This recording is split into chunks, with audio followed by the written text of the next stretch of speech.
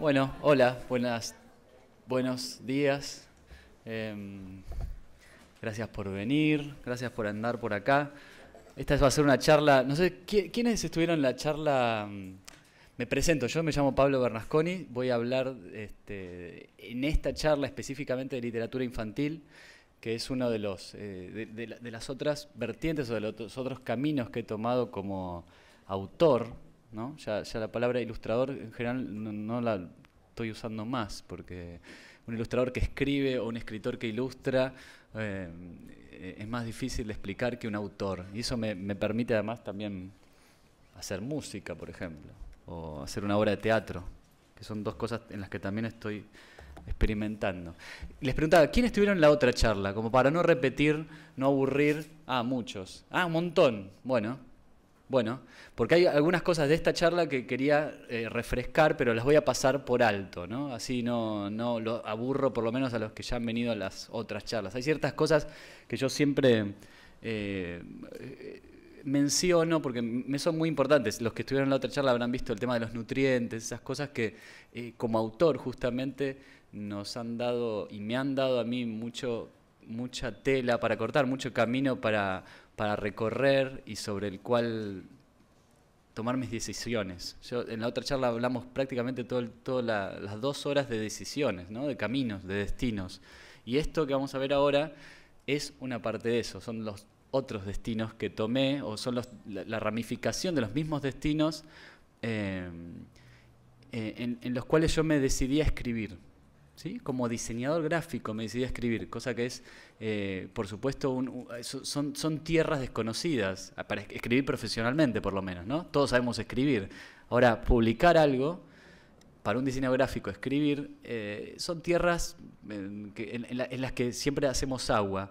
Y yo creo que la profesión, los diseñadores gráficos, incluso los ilustradores, si nos consideramos autores y seres pensantes, más allá de gente que haga dibujos bonitos, y si queremos que nos paguen más, tenemos que empezar a tomar en cuenta esas cosas, ¿no? Tomar en cuenta que somos seres pensantes, que somos autores, que tenemos cosas para decir, más allá de personas que tienen saberes técnicos. Realmente creo que la profesión tiene que separarse de eso, de gente que técnicamente tiene pericia. No, me parece que los diseñadores y los autores y los ilustradores deben asumir un rol de responsabilidad con el pensamiento, sí o sí. ¿Sí? Ya la parte decorativa, ya el rasgo decorativo del ilustrador y el diseñador ha quedado solapado por otras cosas que el mundo mismo lo ha obligado a... Otra responsabilidad que el mundo le ha obligado a tomar. ¿Sí? Yo la he tomado y no es menos... No es poco serio eso, digamos, uno asume esa responsabilidad, y de hecho el trabajo que hago en diarios o en Argentina o en otros lugares refleja eso, ¿sí? Uno ingresa en ese lugar y lo toma en cuenta y lo lleva adelante de la mejor manera, creciendo en simultáneo, ¿no? Y haciendo todas las macanas posibles para luego aprender a no hacerlas más. Esta charla, les decía, va a ser como más relajada, como un poco menos teórica que la otra. Voy a contar cuentos, cosas que escribí, voy a contarles cómo las escribí y por qué creo que esta actividad proyectual, que es el diseño y es la ilustración y es la actividad autoral, se puede ramificar hacia las letras y cómo realmente somos capaces, si sabemos leer, de escribir también, ¿sí? Creo que el pensamiento proyectual que tenemos como diseñadores es trasladable a cualquier tipo de herramienta.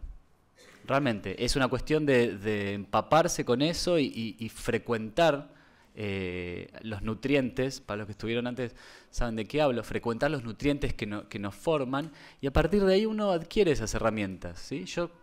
¿Por qué me puse a escribir? El otro día me parece que alguien me preguntó, y yo me puse a escribir después de ilustrar otros montones de autores que adoré, ¿sí? A Marilena Walsh, a Pesetti o no sé, a la Bornemann, y otro costado de autores que quizás no me parecían tan adorables. Y bueno, en esos casos creí que había y tenía un espacio para contribuir, para acercarme, para agregar, ¿sí? También es importante eso.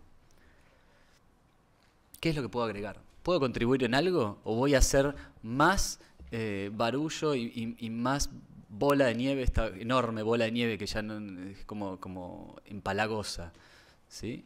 Esa es una pregunta también que, bueno, no sé si de la edad que están ustedes y en el momento que están ustedes, pero yo me la hago continuamente.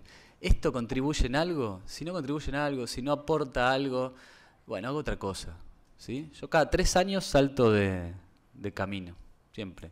Lo vengo haciendo hace 20. La semana que viene les contaba, cumplo 40 años y este va a ser un salto de camino este año.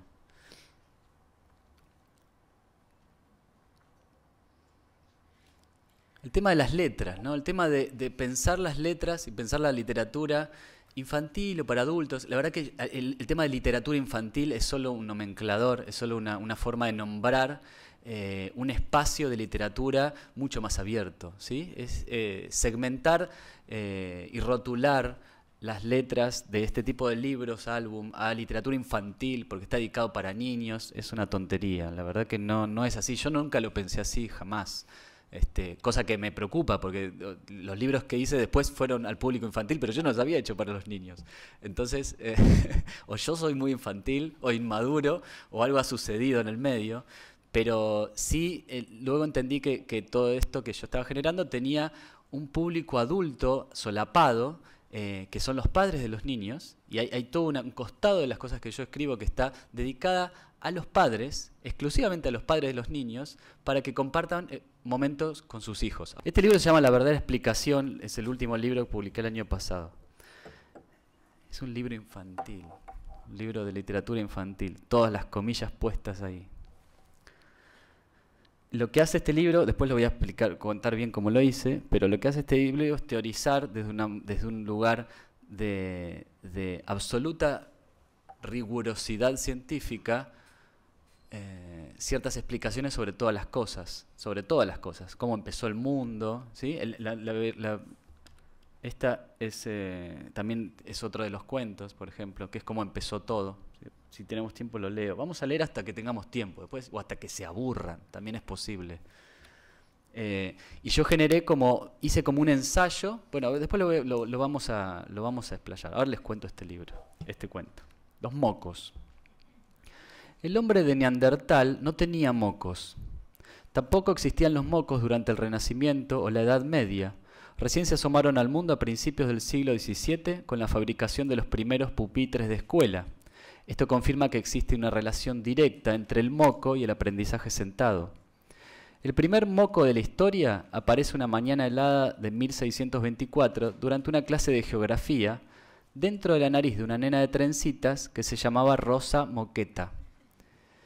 Al parecer nuestro cerebro considera que hay cosas que necesitas saber y cosas que no. Esto depende de cada uno. A algunos niños les interesan las matemáticas y a otros la historia o la música. El cerebro ordena así cada ingreso de información. Todo lo que es útil lo conserva en la cabeza como memoria y todo lo que no sirve lo amontona en forma de moco en la nariz. Por eso generamos más mocos en invierno durante las clases y muchos menos en verano, mientras estamos de vacaciones. Cuando el cerebro detecta una enseñanza que prefiere no guardar, como por ejemplo la fecha de un acontecimiento histórico, ese dato se transforma en un menjunje verdoso que escupe el parietal izquierdo y que desciende por un cañito hasta ubicarse en las fosas nasales, junto a otros datos inservibles, como el nombre de algún prócer o un número de la tabla de multiplicar. Y cuando en el curso del día el cerebro no llegó a desprenderse de toda la información innecesaria, la descarta durante el sueño a través de los ojos. A eso se lo llama lagañas.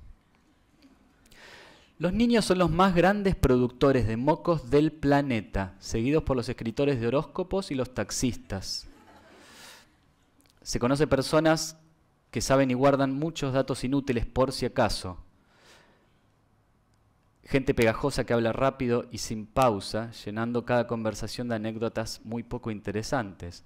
Durante décadas han acumulado kilos y kilos de moco en sus cabezas, evitando así el desmoque natural, que es muy peligroso.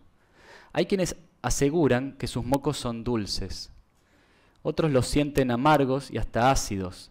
La gran mayoría los usa salados. Pero ninguna persona sabe con total certeza cuál es el sabor real, porque a nadie en todo el universo se le ocurrió probar un moco ajeno.